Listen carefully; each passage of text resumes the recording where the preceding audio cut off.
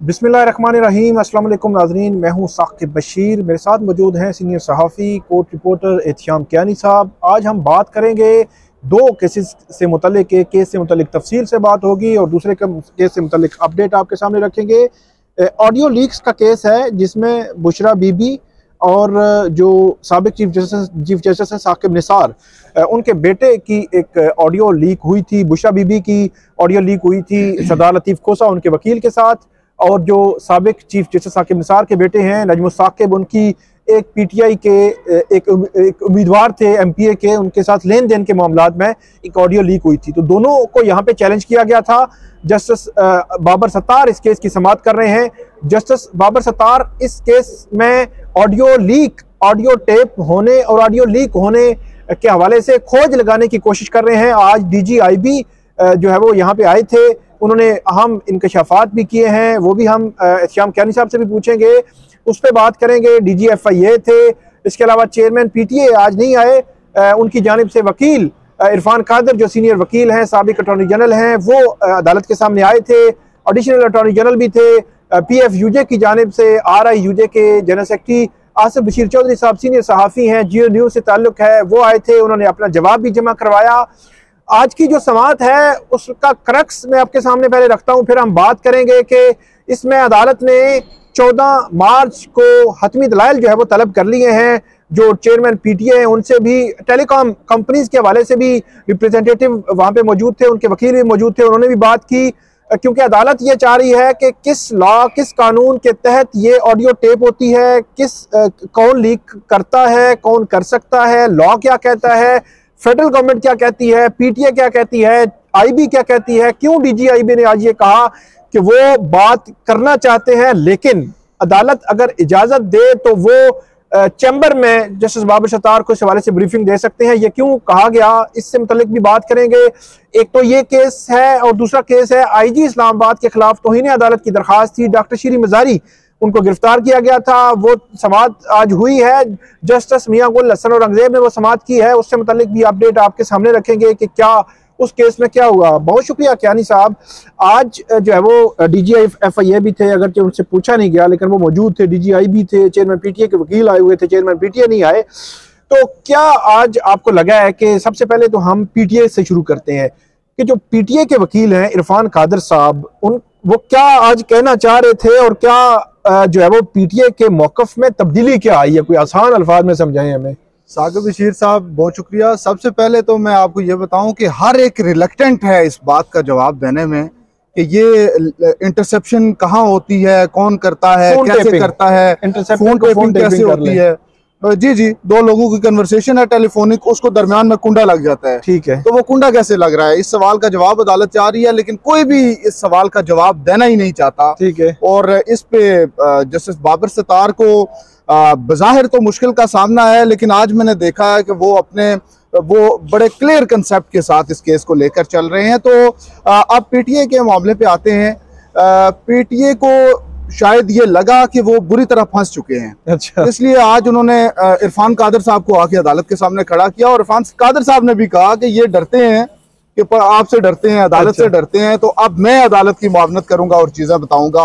PTA से जवाब मांगा जी अदालत ने, तो उन्होंने कहा कि हमारा इस तरह का कोई इख्तियार ही नहीं है लीगल इंटरसेप्शन का। अदालत का सवाल ये है कि ये बता दें कि लीगल इंटरसेप्शन का कोई कॉन्सेप्ट मौजूद है, कोई कानून इजाज़त देता है कि आप इंटरसेप्शन कर सकते हैं, फ़ोन टैप कर सकते हैं, और अगर करने की इजाज़त देता है तो वो कौन से ऐसे मौके होते हैं जिन पे आप फ़ोन टैपिंग कर सकते हैं, तो PTA कर सकते हैं, फिर के कौन से मौके होते हैं जहाँ पे इस्तेमाल कर सकते हैं, या अगर कोई लीक करता है तो उसका रिस्पॉन्सिबल कौन होगा, रिस्पॉन्सिबिलिटी किस पे फिक्स होगी, अगर वो अपने किसी मकसद के लिए लीक कर देता है, तो ये सारी चीजें उसमें उन्होंने मांगी। बिल्कुल, ये सारी चीजें पूछी हैं। तो PTA ने पहले जवाब में ये कह दिया था कि हमारा ये इख्तियार ही नहीं है, और ना हम टेलीकॉम ऑपरेटर्स को इस तरह की इंस्ट्रक्शंस जारी करते हैं, ठीक है। तो अब जस्टिस बाबर सत्तार साहब ने आज की समाअत में ये इंकशाफ भी किया है कि वो खुद PTA के वकील रह चुके हैं, इस सारे सिस्टम को वो जानते हैं, लीगल इंटरसेप्शन का कंसेप्ट मौजूद है,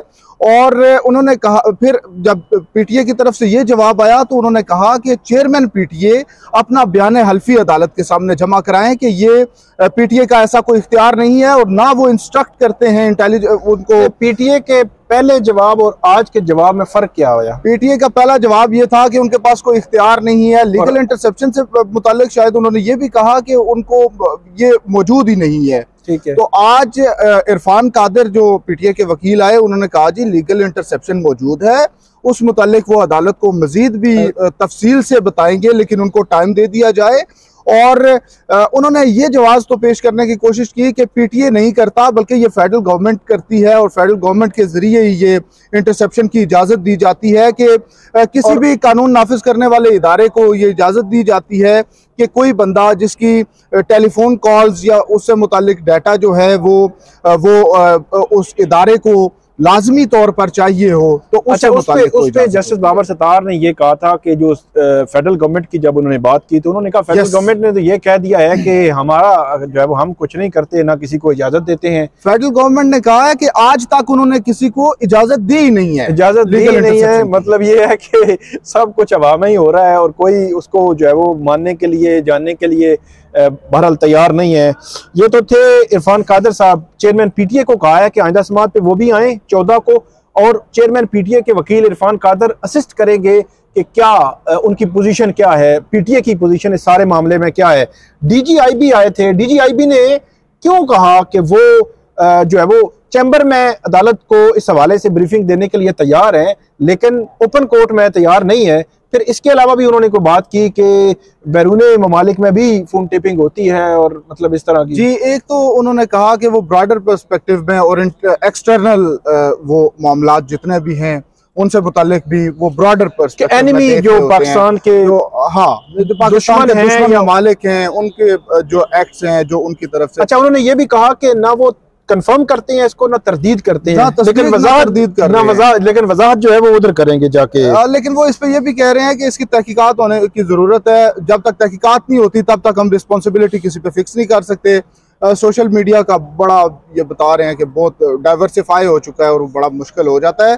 तो अब डीजीआईबी की तरफ से जो दो चीज़ें अहम आई हैं, एक तो वो चैम्बर में इसलिए ब्रीफ करना चाहते थे कि वो बज़ाहिर जो उनकी कैपेबिलिटी है, कैपेसिटी है, उससे मुतालिक वो पब्लिकली कोई स्टेटमेंट नहीं देना चाहते थे, कोर्ट को नहीं बताना चाहते थे, क्योंकि वो एक इंटेलिजेंस एजेंसी के तौर पर काम कर रहे हैं, तो वो अपनी सलाहियतें और अपनी क्या उनकी कैपेसिटी है ये नहीं बता। मेरा ये ख्याल है क्यानी साहब के यहाँ पे अदालत का भी मतम नजर ये नहीं है कि जो इंटेलिजेंस एजेंसी की जो कैपेबिलिटी है हम उसको ओपन कर दें और हर कोई जो है वो जाने, और जो दुश्मन ममालिक हैं या वो भी जान लें।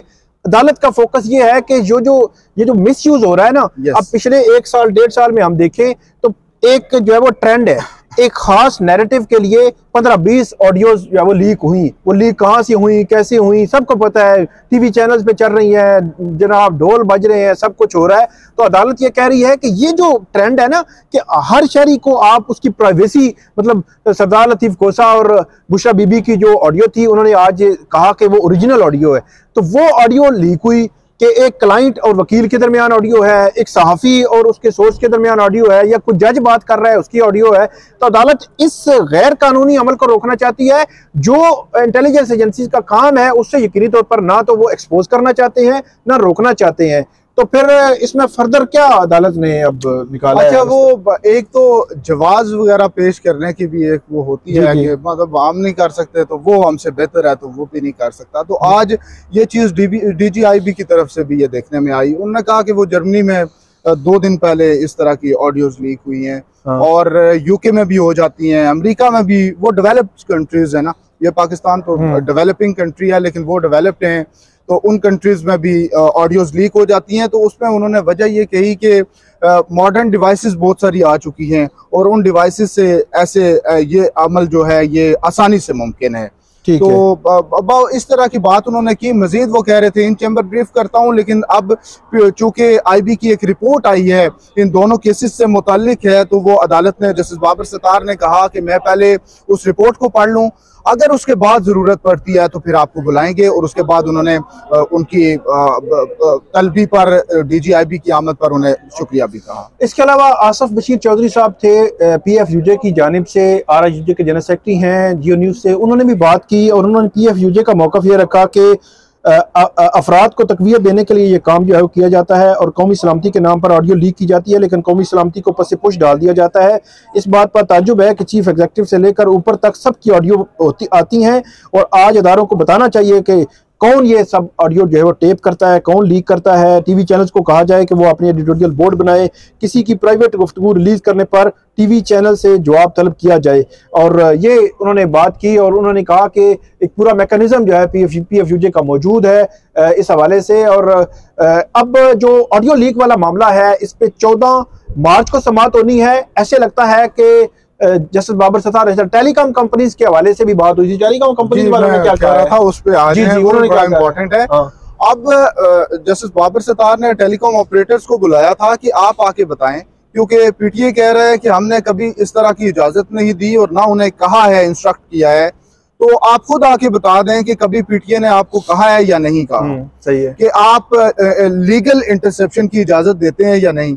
लेकिन वो जो वकील आए टेलीकॉम ऑपरेटर्स के, उन्होंने तो कहा कि लीगल या इलीगल इंटरसेप्शन को छोड़ दें, वो व्हाट्सएप कॉल्स हैं वो तो इनक्रिप्टेड होती हैं, वो तो लीक नहीं हो सकती, तो इसकी और वजूहात हो सकती हैं। उन्होंने कहा जी कि वो मोबाइल हो जिससे बात हो रही हो वो बग हो, अच्छा। या कुछ एप्लीकेशंस डाउनलोडेड हों, उन ऐप्स की एक्सेस किसी के पास हो, तो ये मसाइल हो सकते हैं। तो जब उन्होंने मुख्तलिफ एवेन्यूज बताने की कोशिश की तो जस्टिस बाबर सत्तार ने उनके बाद 4 एवेन्यूज और भी बताए, लेकिन बाद में फिर कहा कि आप ये बताएं ना कि इंटरसेप्शन की आप इजाजत देते हैं या नहीं, आपने इस पे जवाब देना है। तो सवाल ये भी है कि मोबाइल फोन जिससे आप बात कर रहे हैं वो मोबाइल फोन भी बग हो सकता है, उसकी कोई एप्लीकेशन जो है उसकी एक्सेस किसी के पास हो सकती है, जिस जगह से बात कर रहे हैं वो भी बग हो सकती है। ये सारे एस्पेक्ट्स मौजूद हैं, एवेन्यूज मौजूद हैं, लेकिन इंटरसेप्शन की इजाजत टेलीकॉम ऑपरेटर्स दे रहे हैं या नहीं दे रहे, इस सवाल से मुताल्लिक उनसे इस सवाल से जवाब अभी आना जो है वो बाकी है। 14 मार्च को इस केस की अब समाअत होनी है, 14 मार्च को आर्गूमेंट्स होंगे।